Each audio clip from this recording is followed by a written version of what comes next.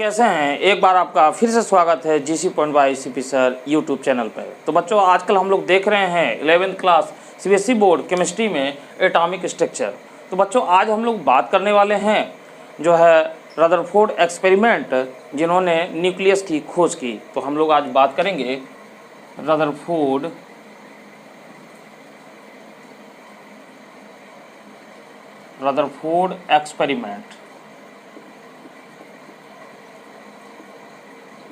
Experiment, जिसको कहा जा रहा है डिस्कवरी ऑफ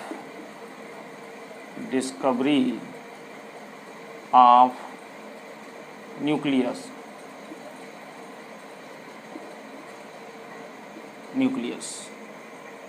तो बच्चों, ये रदरफोर्ड ने जो एक्सपेरिमेंट किया, तो एक्सपेरिमेंट में इन्होंने क्या लिया, हमने सबसे पहले ये देखते हैं कि इन्होंने एक्सपेरिमेंट किस प्रकार से किया और एक्सपेरिमेंट करने के बाद इन्होंने कैसे न्यूक्लियस का डिस्कवरी किया। तो हम लोग इस पर चर्चा करते हैं। तो सबसे पहले बच्चों देखते हैं कि इन्होंने एक्सपेरिमेंट करने के लिए एक लेड बॉक्स लिया।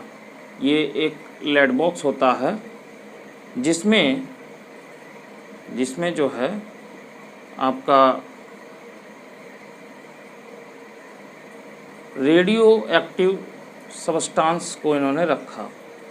इस तरीके से ये लेड बॉक्स है।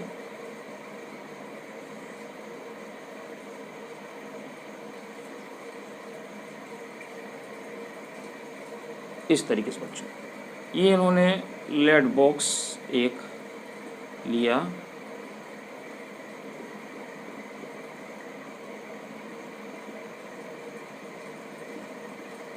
इस तरीके से, और बच्चों यहाँ पर उन्होंने एक जो है कि सब्सटेंस रखा, जिसको हम लोग कह रहे हैं रेडियो एक्टिव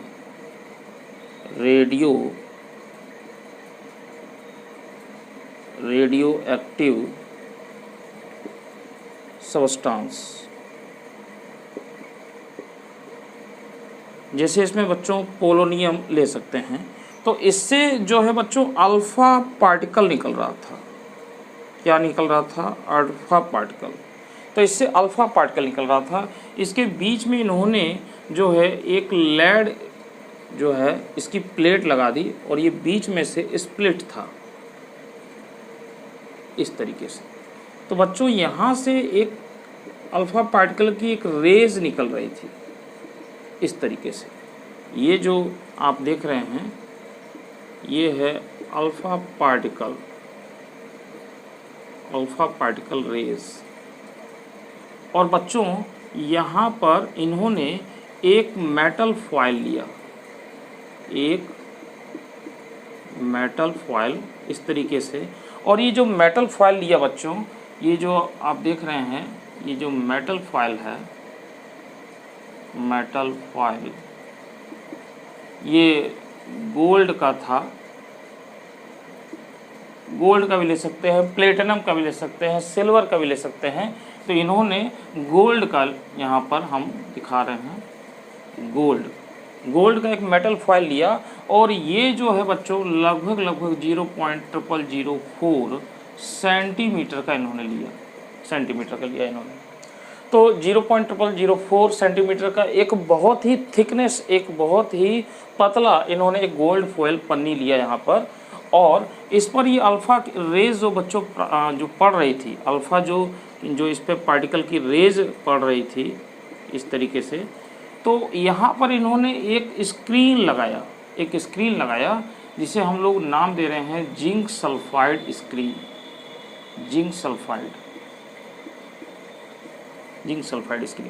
तो बच्चों, जब इस पर ये अल्फ़ा पार्टिकल की रेज पड़ती है, तो ये जो है इस तरीके से स्कैटर्ड हो जाती है, इस तरीके से ढेर सारी इस पे रेज पड़ती है इस तरीके से।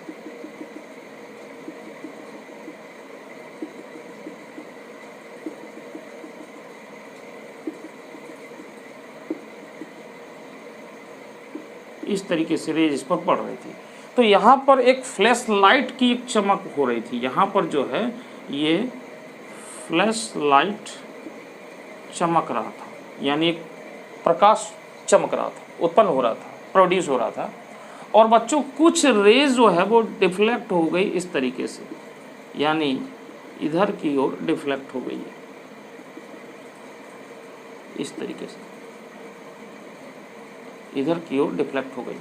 तो बच्चों ये एक्सपेरिमेंट किया इन्होंने, एक मेटल फॉयल लिया जो कि 0.004 सेंटीमीटर इतना थिकनेस पतला लिया इन्होंने, और जो है इस फॉयल पर एक जो है अल्फा पार्टिकल की रेज इन्होंने डाली। अल्फा पार्टिकल की रेज, यहाँ से बच्चों इन्होंने ये लेड का है, और इस बच्चों इसको कहते हैं लेड बॉक्स, इसको कहते हैं लेड बॉक्स, जो कि इसमें ये रेडियो एक्टिव सब्सटेंस रखा गया जिससे अल्फा की रेज निकल रही थी। इस पर अल्फा की रेज की जो है बम्बार्डमेंट की गई, यानी इस पर अल्फा रेज छोड़ी गई, और यहाँ पर ये लेड प्लेट लिया गया है, लेड प्लेट। तो बच्चों इसके बीच में से स्प्लिट थी, इसमें से ये जो है कि पास हो रही थी और इस पर पड़ रही थी, तो ज़्यादातर किरणें जो हैं, ज़्यादातर जो रेज जो हैं वो जिंक सल्फाइड की स्क्रीन पर जो है फॉल्स हो रही थी, गिर रही थी, जिससे कि फ्लैश लाइट की जो है यहाँ पर प्रोड्यूस हो रहा था। और बच्चों कुछ जो है कि रेज जो है अल्फा पार्टिकल की रेज जो है वो डिफ्लेक्ट हो गई। तो अब इसके आधार पर, इसके बेस्ड पर बच्चों उन्होंने न्यूक्लियस के बारे में जो है, एटम के बारे में, जो एटम में क्या है, तो एटम का एक जो है कि ऑब्जर्वेशन किया इसके आधार पर। तो उन्होंने ऑब्जर्वेशन क्या पाया, तो उन्होंने ऑब्जर्वेशन देखिए क्या पाया, इस तरीके से हम लोग देखते हैं। तो इसका स्क्रीनशॉट लेना चाहते हैं तो ले लीजिए, फिर मैं इसको मिटाता हूँ, इसका ऑब्जर्वेशन कैसे उन्होंने प्राप्त किया, फिर उसके बारे में हम लोग बात करते हैं।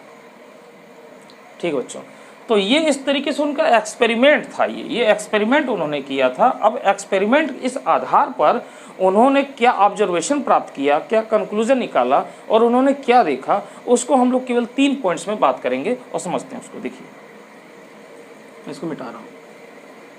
तो बच्चों इस तरीके से उन्होंने एक्सपेरिमेंट किया। एक्सपेरिमेंट के बाद उन्होंने जो है ये देखा कि जैसे ये एटम है आपका ये, तो बच्चों जब अल्फ़ा रेज इस पर जब डाली गई तो कुछ यानी फ्यू अल्फ़ा रेज जो है, फ्यू क्या मोस्टली अल्फ़ा रेज 99% जो है वो अल्फ़ा जो पार्टिकल था, अल्फ़ा पार्टिकल की रेज थी,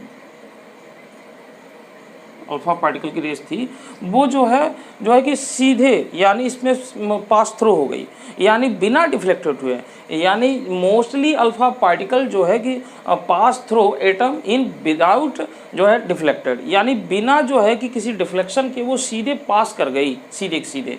इस तरीके से यहाँ पर देखिए ये अल्फ़ा पार्टिकल की रेज है, ये सीधे निकल गई इस तरीके से बच्चों अल्फ़ा पार्टिकल। और इसी तरीके से बच्चों ये आप देख रहे हैं कि कुछ अल्फ़ा रेज जो है कि सीधे निकल गई। तो इससे उन्होंने क्या जो है कि कंक्लूजन निकाला कि जो अल्फ़ा रेज मतलब जो सीधी चली गई, पास हो गई, तो स्ट्रेट में पास कर गई, तो उसने इससे ये कंक्लूजन निकाला कि जो एटम का जो है कि लार्ज पार्ट है वो एम्प्टी स्पेस है, यानी इसमें बहुत सा एम्प्टी स्पेस है, इसमें मोस्टली अल्फ़ा पार्टिकल रेज 99% जो है वो स्ट्रेट पास कर जाती हैं विदाउट डिफ्लेक्शन के, यानी कोई भी उसमें रुकावट नहीं होती, वो सीधे पास कर जाती हैं। यानी इस एटम्स का जो है कि काफ़ी लार्ज पार्ट जो है, काफ़ी एम्प्टी स्पेसेस में जो है कि खोखला है वो, ये उन्होंने निष्कर्ष निकाला। और बच्चों कुछ जो फ्यू अल्फ़ा रेज थी वो एक स्मॉल एंगल पर डिफ्लेक्ट हो गई, जिस तरीके से देखिए ये डिफ्लेक्ट हो रही हैं, और कुछ अल्फ़ा रेज जो है बहुत ज़्यादा डिफ्लेक्ट हो गई, इस तरीके से ये इस तरीके से डिफ्लेक्ट हो गई, यानी 90 डिग्री से अधिक पर, इस तरीके से बच्चों। तो इन्होंने इससे ये निष्कर्ष निकाला बच्चों कि फ्यू अल्फ़ा पार्टिकल जो है ये आपकी जो है कि डिफ्लेक्ट हो जाती है स्मॉल एंगल पर, कुछ एंगल पर ये डिफ्लेक्ट कर जाती है। तो डिफ्लेक्ट करने का कारण क्या था, रीज़न क्या था कि जो अल्फ़ा पार्टिकल था इस पे पॉजिटिव चार्ज होता है, और अंदर एटम के इनसाइड द एटम जो है कि पॉजिटिवली हैवी चार्ज पार्टिकल हैं, जिसके कारण वो डिफ्लेक्शन हो रही हैं। तो और उसमें भी बच्चों ये बहुत कम था, मतलब यहाँ पर जो स्पेस में था तो ये कुछ पार्टिकल जो है इससे डिफ्लेक्ट हो गई। और बच्चों कुछ पार्टिकल यानी फ्यू पार्टिकल हम बात करें, यानी नियरली 20,000 में से ओनली वन जो है अल्फ़ा पार्टिकल इस तरीके से गई बच्चों, और इस तरीके से वो लौट आई, बैक कर गई, यानी रिटर्न आ गई इस तरीके से, देख रहे हैं ये रिटर्न है, ये अल्फा पार्टिकल तो सीधे निकल गई इस तरीके से और ये रिफ्लेक्ट कर गई यहाँ पर स्मॉल एंगल पर, परंतु ये वाली पार्टिकल अल्फा देखिए ये यूं गई और यहाँ पर लौट आई। तो इससे ये पता चला बच्चों, इससे ये क्या सोच डेट हुआ कि जो आपका एटम है उसके सेंटर में कुछ ऐसा चीज़ है, मतलब जो पॉजिटिवली चार्ज है और वो एक स्मॉल वॉल्यूम को ऑक्युपाइड करता है, स्मॉल वॉल्यूम को ऑक्युपाइड करता है, यानी इसके सेंटर में जो है इस तरीके से ये एक स्मॉल वॉल्यूम ऑक्युपाइड कर रहा है। तो इसी को उन्होंने क्या किया, न्यूक्लियस नाम दिया कि ये न्यूक्लियस है और इसी में नियरली एटॉमिक वेट एंड जो है कि इसका पूरा चार्ज इसमें होता है इसके अंदर, तो इस पूरे एटम का। और यहाँ पर जो है कि ये जो न्यूक्लियस है ये बहुत ही जो है कि स्मॉल वॉल्यूम इसमें ऑक्युपाइड करता है, यानी बहुत ही कम, एक सूक्ष्म, एक बहुत ही छोटे से हिस्से में यहाँ पर ये इसके वॉल्यूम को ऑक्युपाइड करता है। इसका मतलब कि काफ़ी जगह पर एक स्थान जो है कि हालो है, यहाँ पे एम्प्टी स्पेस है और जो है कि इसमें कुछ पार्टिकल चार्ज है जिससे रिफ्लेक्ट हो रही हैं, क्योंकि अल्फा भी पार्टिकल प्लस है और इसमें जो स्थान है वहाँ पर कहीं कहीं पर पॉजिटिवली चार्ज है जिससे वो डिफ्लेक्ट हो जाती है।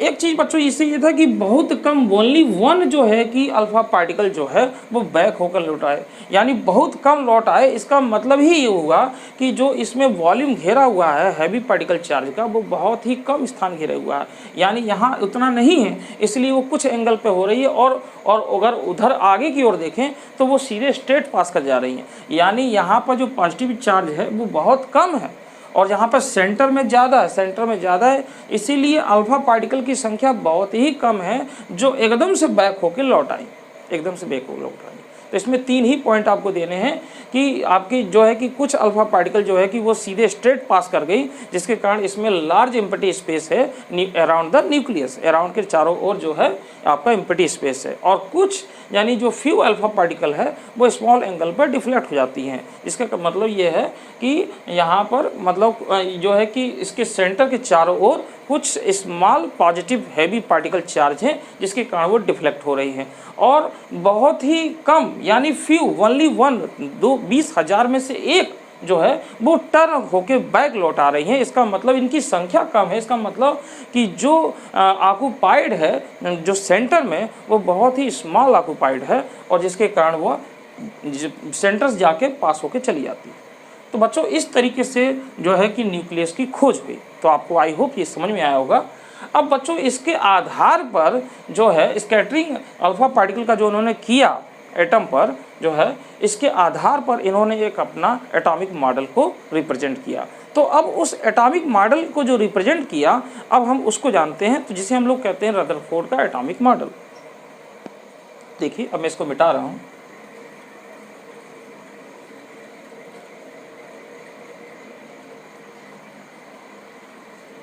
तो बच्चों इसमें इन्होंने इसको मिटाने की जरूरत नहीं थी, तो हम लोग इसको बोलते हैं रदरफोर्ड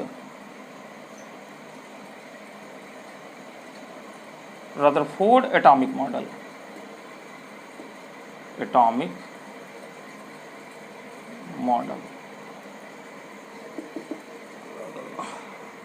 मॉडल। तो बच्चों रदरफोर्ड का जो एटॉमिक मॉडल था ये क्या था, तो इन्होंने रदरफोर्ड ने अपने इस अल्फा स्कैटरिंग के बेस्ड पर ये बताया कि एटम के 2 पार्ट हैं, यानी एटम के 2 पार्ट हैं, 2 पार्ट ऑफ एटम। पहला हमारा क्या है कि पहला है न्यूक्लियस, इन्होंने कहा न्यूक्लियस कहा, और जो दूसरा पार्ट है इसको हम लोग पहले ही पॉइंट में ए और बी के नाम से दे देते हैं, ए और बी, यानी ए में न्यूक्लियस कहा, और एक ये उन्होंने कहा कि around the nucleus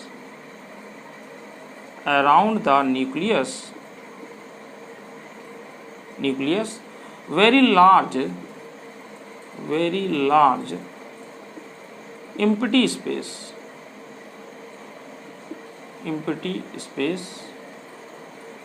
space.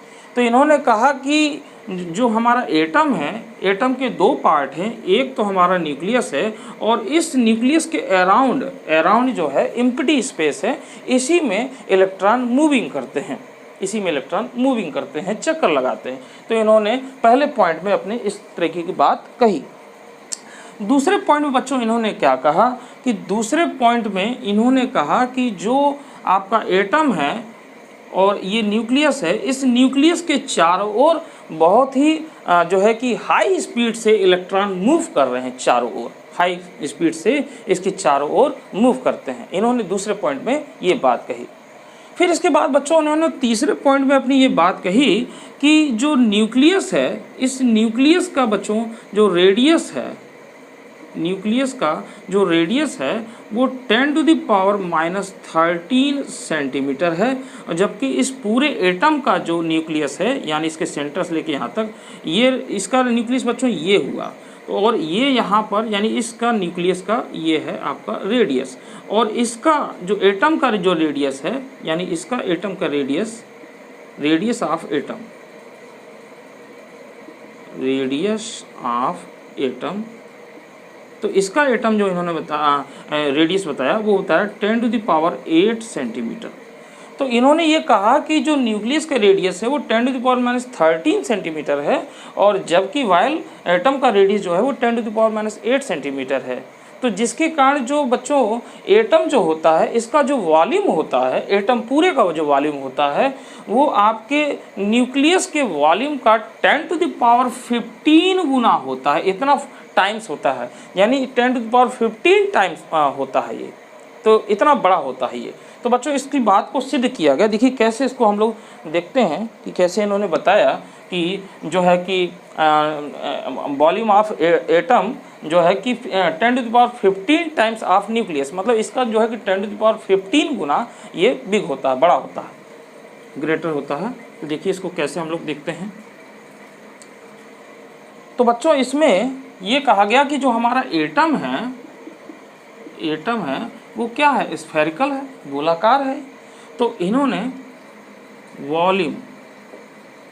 Volume of atom, तो चूंकि हम लोग ये स्फेरिकल इसको मानते हैं, तो स्फेरिकल यानी इस गोले का, इस स्फेरिकल का वॉल्यूम कितना होता है 4/3 पाई r क्यूबिक सेंटीमीटर बच्चों। अब बच्चों यहाँ पर हम लोग इसकी वैल्यू को रखें 4/3 पाई, और यहाँ पर इसका रेडियस कितना था बच्चों 10⁻8 सेंटीमीटर, और इसका क्यूब कर देंगे। तो बच्चों ये हो जाएगा 4/3 पाई 10⁻24 क्यूबिक सेंटीमीटर। और इसी तरीके से बच्चों जो ये न्यूक्लियस है इसका भी इन्होंने वॉल्यूम निकाला। तो यहाँ पे लिख सकते हैं वॉल्यूम ऑफ न्यूक्लियस।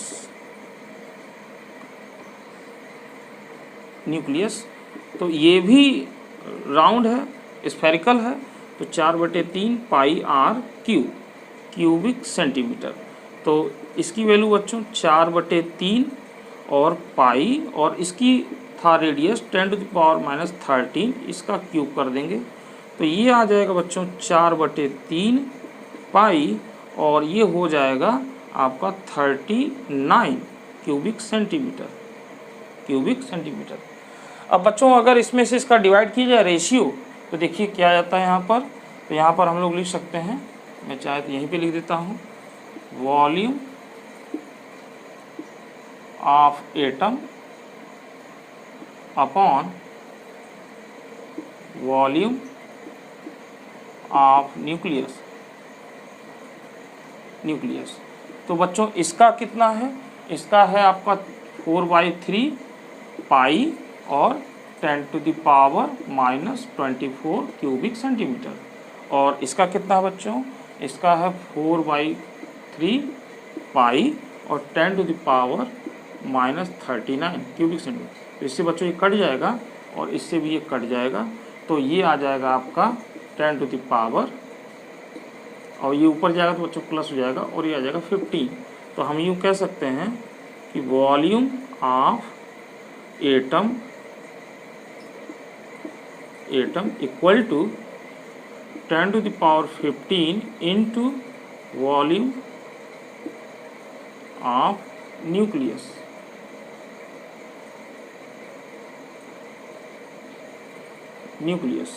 तो बच्चों इस तरीके से इन्होंने अपनी बात को कहा।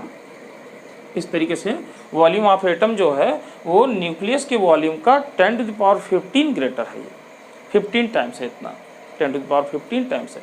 तो इन्होंने अपने अगले पॉइंट में इस तरीके से कहा। अब बच्चों यहाँ पर जो है हम लोग देखते हैं अगला पॉइंट।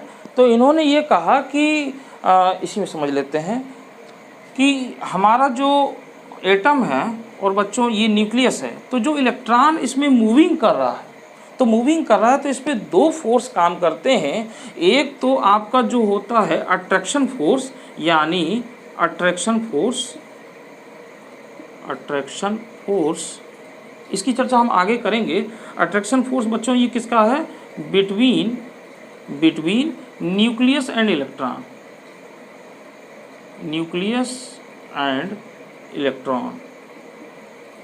और दूसरा बच्चों जो फोर्स की बात कर रहे हैं, तो बच्चों जब ये चक्कर लगा रहा है मतलब मूविंग कर रहा है, तो इस पर जो है एक जो है सेंट्रीफ्यूगल फोर्स काम करता है, फोर्स। और सेंट्रीफ्यूगल फोर्स जो है इसकी डायरेक्शन अंदर की ओर होती है, ये होती है आपका mv²/r। और बच्चों इसका जो है कि इसका एक स्यूडो फोर्स लगता है बाहर की ओर, जिसे कहते हैं सेंट्रीपिटल फोर्स। तो सेंट्रीपिटल फोर्स बच्चों बाहर की ओर लगता है और इसका मैग्नीट्यूड एक ही होता है। सेंट्रीफ्यूगल एंड सेंट्रीपिटल दोनों का मैग्नीट्यूड एक ही होता है। सेंट्रीफ्यूगल जो है वो अंदर की ओर डायरेक्शन होता है, जबकि सेंट्रीपिटल का बाहर की ओर होता है। तो हम यूँ कह सकते हैं कि सेंट्रीपिटल फोर्स इस पर काम करता है, सेंट्रीपिटल फोर्स। तो दूसरा काम करता है बच्चों, ये दोनों फोर्स जो होते हैं वो आपस जो है इक्वल होते हैं और विपरीत डायरेक्शन में होते हैं, यानी दोनों का मैग्नीट्यूड एक ही होता है और जो है कि अपोजिट डायरेक्शन में काम करते हैं, जिसके कारण ये बैलेंस होता है। यानी ये इसका अट्रैक्शन फोर्स अंदर की ओर और इसका बाहर की ओर होता है, जिसके कारण हमारा इलेक्ट्रॉन जो है कि अराउंड द न्यूक्लियस जब मूविंग करता है तो ये बैलेंस होता है, यानी इसमें ये गिरता नहीं है। इन्होंने इस बात को कहा अपने मॉडल में। बच्चों इसके बाद जो है इन्होंने अपने मॉडल में ये भी कहा कि जिस तरीके से सन के चारों ओर प्लेनेट जो है वो मूविंग करते हैं, उसी प्रकार न्यूक्लियस के चारों ओर जो इलेक्ट्रॉन है ये भी मूविंग कर रहे हैं। इस तरीके से इन्होंने अपने जो एटॉमिक मॉडल है इसको सोलर सिस्टम के रूप में कहा, यानी ये सोलर सिस्टम की भांति ये है कहा। तो इसको सोलर जो है एटॉमिक मॉडल भी बोलते हैं। तो बच्चों इस तरीके से इनका ये एटॉमिक मॉडल रहा, जो कि आपने कुछ इसमें पॉइंट्स देखे, इनको बाद में हम लोग लिख लेंगे। अब बच्चों इसके ड्रॉबैक की बात करते हैं कि इसमें ये ड्रॉबैक क्या इसके आए। तो ड्रॉबैक के लिए बच्चों एक क्लार्क मैक्सवेल थे। तो क्लार्क मैक्सवेल ने ये बताया, मैं इसको मिटा रहा हूँ बच्चों, यहाँ पर थोड़ा सा इधर मिटा देता हूँ। तो क्लार्क मैक्सवेल ने बच्चों, अब हम इसके ड्रॉबैक की बात कर रहे हैं। ड्रॉबैक, तो बच्चों इसमें क्लार्क मैक्सवेल ने ये बताया कि अगर कोई भी जो है कि चार्ज पार्टिकल है, चार्ज पार्टिकल एंड जो है मूविंग पार्टिकल, मूवेबल भी बोल सकते हैं, मूविंग पार्टिकल, यानी एक चार्ज पार्टिकल हो और मूविंग पार्टिकल हो, यानी वो चार्ज्ड हो और मूविंग पार्टिकल हो, अगर वो जो है कि मूविंग कर रहा है तो वो इलेक्ट्रोमैग्नेटिक वेव्स के रूप में,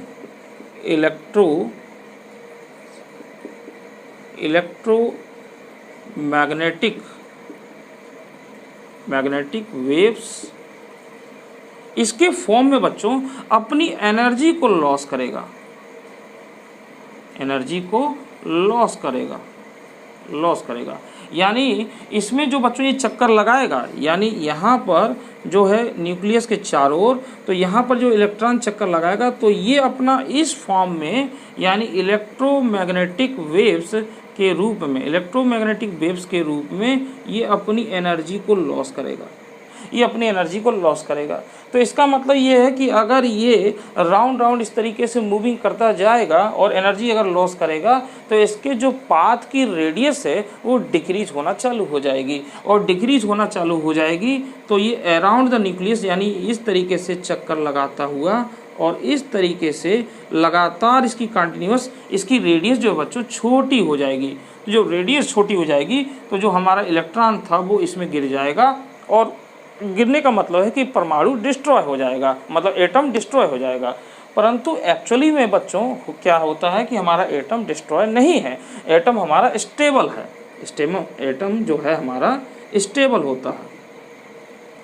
तो इसका एक्सप्लेनेशन जो है वो रदरफोर्ड के परमाणु मॉडल में हमको देखने को नहीं मिलता। क्लार्क मैक्सवेल ने तो अपनी बात को स्पष्ट रूप से कह दिया कि कोई भी चार्ज पार्टिकल है और वो मूव कर रहा है तो इलेक्ट्रॉन भी हमारा इसी तरीके से होता है, इलेक्ट्रॉन मूव कर रहा है तो ये मूविंग पार्टिकल हो गया, और प्लस इस पे चार्ज होता है बच्चों, नेगेटिव चार्ज होता है। तो चूंकि ये एक जो है कि चार्ज और मूविंग पार्टिकल है, और ये अगर मूव कर रहा है न्यूक्लियस के अराउंड चारों ओर मूव कर रहा है, तो ये इलेक्ट्रोमैग्नेटिक वेव्स के फॉर्म में जो है कि अपनी एनर्जी को लॉस करेगा, और जब लॉस करेगा तो ये जो है इसकी पाथ की जो रेडियस है जो इसकी डिक्रीज होती चली जाएगी, और लास्ट में फाइनली इतना ये डिक्रीज हो जाएगा कि इसका जो अट्रैक्शन फोर्स है ये वाला फोर्स ये बढ़ जाएगा, ये इंक्रीज हो जाएगा, और ये इसके अंदर खींच लेगा इसको, और खींचने के बाद हमारा एटम डिस्ट्रॉय हो जाएगा।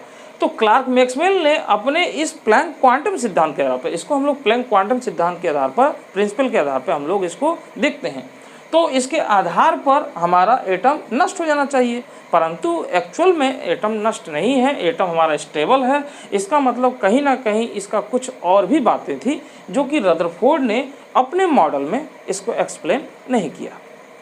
तो ये इनका ड्रॉबैक रहा, यानी जो है कि रदरफोर्ड का ड्रॉबैक अगर मुख्य रूप से देखा जाए तो ये स्टेबिलिटी ऑफ एटम के बारे में कोई भी एक्सप्लेन नहीं किए हैं। यानी इसका मुख्य पॉइंट यही है कि रदरफोर्ड का जो एटॉमिक मॉडल है ये एटम की स्टेबिलिटी को नहीं बताता है कि इसका हमारा एटम किस प्रकार से स्टेबल है।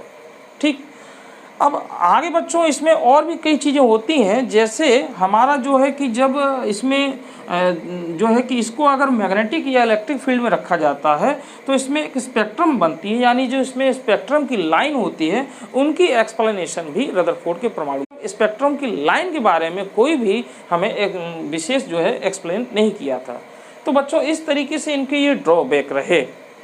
ठीक है, तो आपने आज की वीडियो में देखा कि डिस्कवरी ऑफ न्यूक्लियस किस प्रकार रदरफोर्ड ने एक्सपेरिमेंट किया, और उसके बेस्ड पर जो है उन्होंने अपना एक एटॉमिक मॉडल जो है रिप्रेजेंट किया, जिसे रदरफोर्ड का एटॉमिक मॉडल कहते हैं। और इनके ड्रॉबैक भी देखे, सबसे बड़ा ड्रॉबैक क्लार्क मैक्सवेल के द्वारा था, और इसमें स्पेक्ट्रम का भी था बच्चों। तो आई होप बच्चों आपको वीडियो समझ में आई होगी। अगर वीडियो आपको अच्छी लगती बच्चों, एक्सप्लेनेशन आपको अच्छा लगता है, नोट्स भी मैं आपको देता हूं, तो आप प्लीज़ इसको लाइक करिए, शेयर करिए और कमेंट्स करिए। काफ़ी बच्चे कमेंट्स बिल्कुल नहीं करते हैं, देख लेते हैं और कोई भी उस पर अपना जो है बात को व्यक्त नहीं करते हैं, उस पर कोई भी कमेंट्स नहीं लिखते हैं। तो हमको पता कैसे चलेगा कि आपको कितना अच्छा लग रहा है, कैसे आ रहा है। तो प्लीज़ मेरा ये आपसे अनुरोध है, इसको लाइक करिए, शेयर करिए, और साथ ही साथ कमेंट्स के साथ हमें नए सजेशन भी दीजिए। तो बच्चों आज की वीडियो में इतना ही। अगली वीडियो में हम लोग फिर किसी मतलब इसके आगे हम लोग बात करेंगे, यानी नील्स बोर पर, और इसके जो है कि पॉइंट्स को हम लोग देख लेंगे। तो अगले हम लोग इसमें बात करेंगे, यानी जो इसमें ड्रॉबैक थी इनको कैसे दूर किया गया नील्स बोर के द्वारा, हम लोग इस पर चर्चा करेंगे। तब तक के लिए मुझे दीजिए इजाज़त, धन्यवाद।